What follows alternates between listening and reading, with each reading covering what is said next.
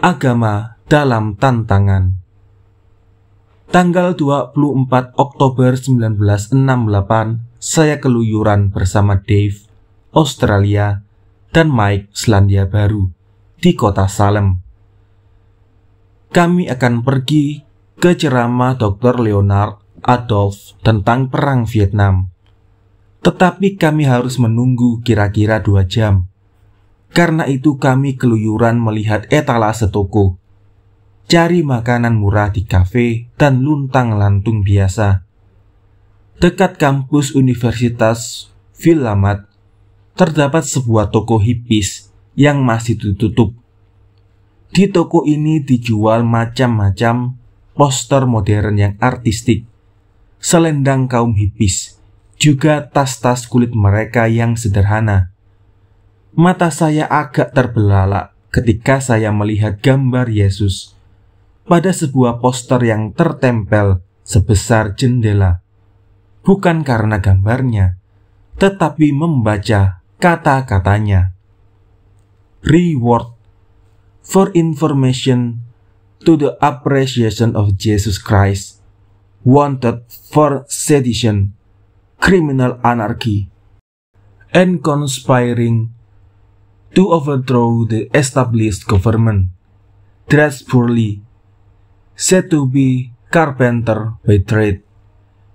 Ill-nourished, has visionary ideas, associated with booms, allies believed to be a Jewish, Prince of Peace, Son of Man, Light of the world, professionally agitator, red bread marks on words and felt the result of injuries inflicted by an angry mob led by respectable citizen and legal authorities.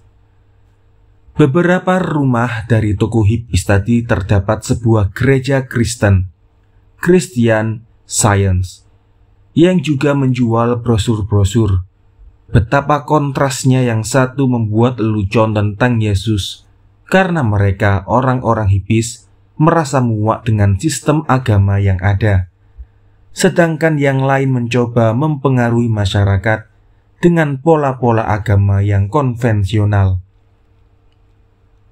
Waktu saya berada di AS, organisasi-organisasi agama sedang mengalami krisis yang amat hebat.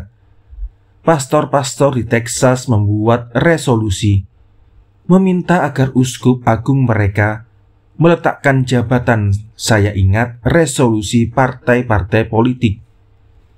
Gereja Katolik sedang pecah belah karena kelompok-kelompok yang progresif menentang keputusan Paus Paulus yang dianggap kolot dalam soal pembatasan kelahiran. Krisis itu begitu dalam, sehingga diadakan konferensi uskup-uskup seluruh AS di Washington agar perpecahan gereja Katolik tidak menjadi-jadi. Dan pada waktu konferensi berlangsung, pastor-pastor progresif mengadakan demonstrasi, duduk di lobi hotel sambil main gitar dan bernyanyi. Suasana eksplosif ini tambah meledak ketika Jacqueline Kennedy menikah dengan Onassis yang telah bercerai dari istrinya. Menurut peraturan gereja Katolik, perceraian dilarang. Hanya kematian yang dapat menggugurkan perkawinan. Onassis, seorang kakek tua, menceraikan istrinya dan kemudian kawin dengan janda Presiden Kennedy yang beragama Katolik. Menurut peraturan gereja, Jacqueline telah melanggar dan harus dikeluarkan sementara dari lingkungan gereja. Apakah gereja berani mengambil tindakan ini terhadap seorang tokoh Katolik yang secara sadar melanggarnya?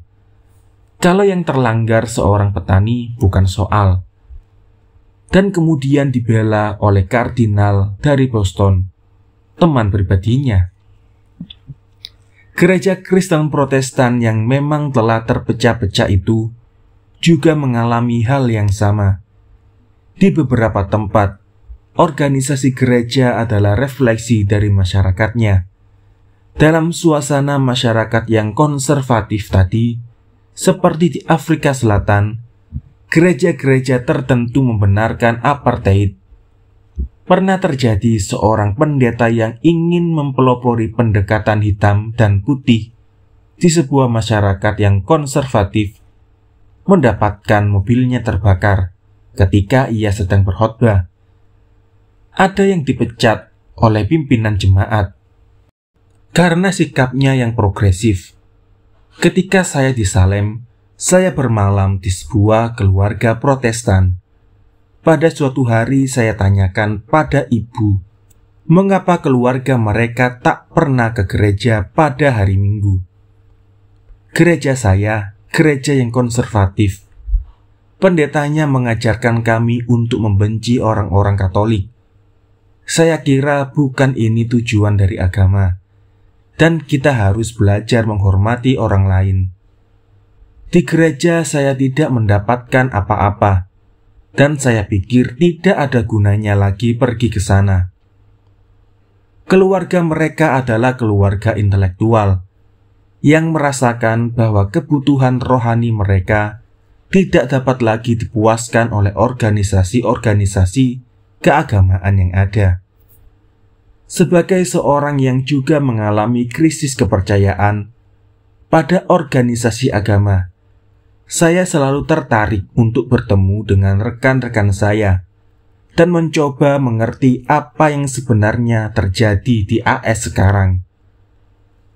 Agama Kristen pada awalnya adalah agama pembebasan, karena ia mengajarkan bahwa manusia pada hakikatnya adalah sama di sisi Allah. Tak ada orang kaya dan miskin, tak ada penguasa dan budak-budak. Karena itu agama ini dianut oleh para budak belian, orang-orang rendah yang haus akan keadilan. Akhirnya agama ini tersebar ke Eropa dan menjadi agama masyarakat, termasuk kaum penguasa.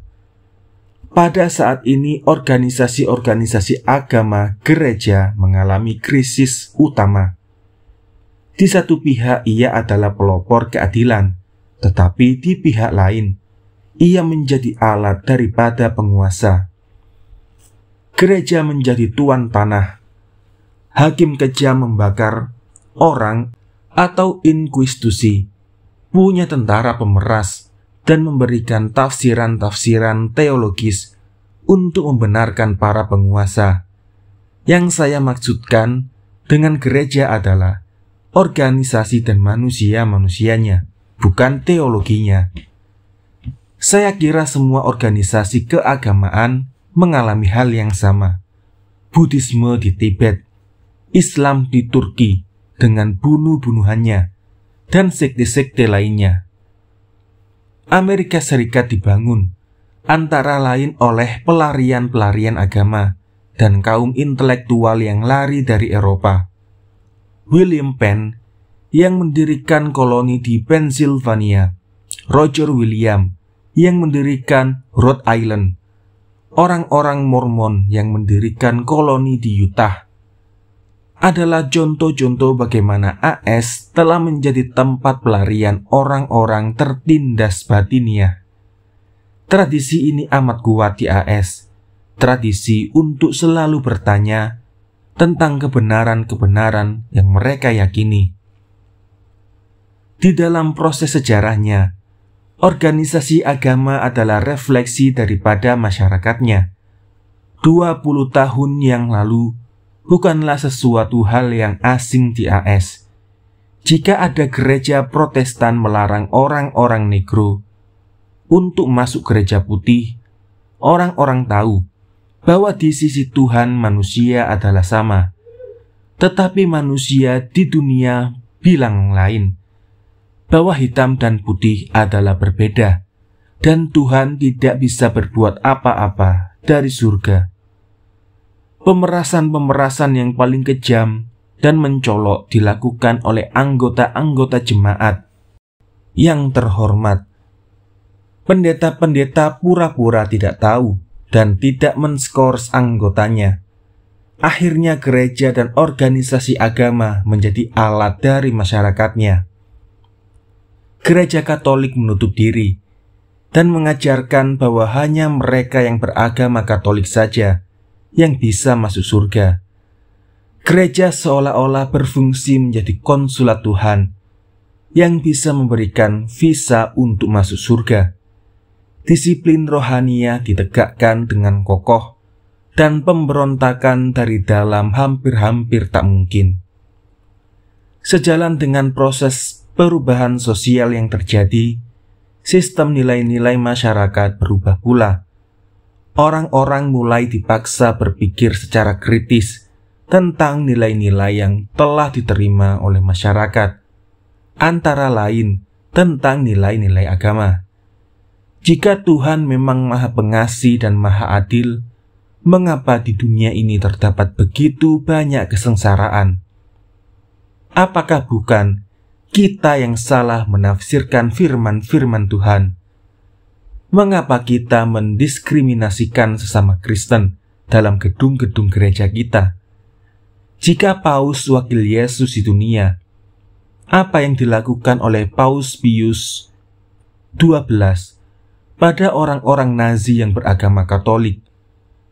Jika tidak ke gereja pada hari Minggu, apakah seorang gembel dan pelacur di jalanan berani pergi ke gereja? Mana yang lebih perlu?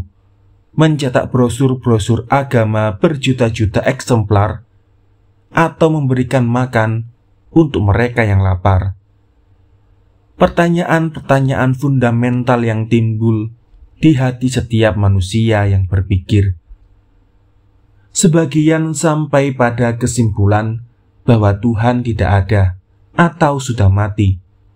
Di kampus Universitas Hawaii, saya membaca di WC, "God is dead." Kemudian ada orang iseng yang membantah, "God is not dead, but unemployed."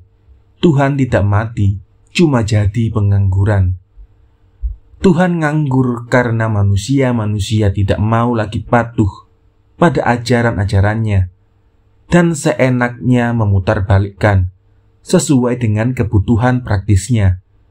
Karena tak ada lagi yang mau mendengarkannya, akhirnya ia menjadi penganggur.